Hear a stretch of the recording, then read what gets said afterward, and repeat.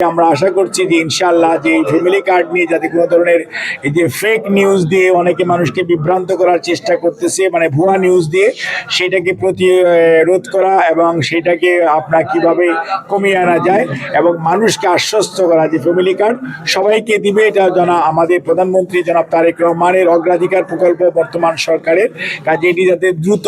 সুন্দরভাবে এবং আগামী 10ই মার্চ জাতিটার যে পাইলটিং মাননীয় প্রধানমন্ত্রী উদ্বোধন করবেন সেটা যাতে সঠিকভাবে করা যায় সেই লক্ষ্যে কাজ করার জন্য সমস্ত কর্মকর্তা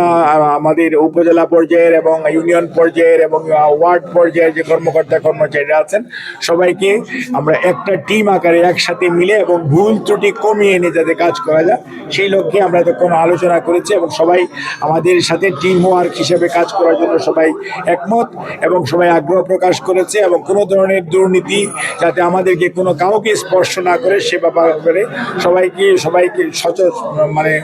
সচেতন থাকবে এবং কোনো ধরনের দুর্নীতি কোনো পর্যায়ে ইনশাআল্লাহ বর্তমান সরকার এবং বর্তমান প্রশাসনের সাথে সংশ্লিষ্ট কর্মকর্তা কর্মচারীরা কোনো দুর্নীতি ইনশাআল্লাহ লিপ্ত হবে না।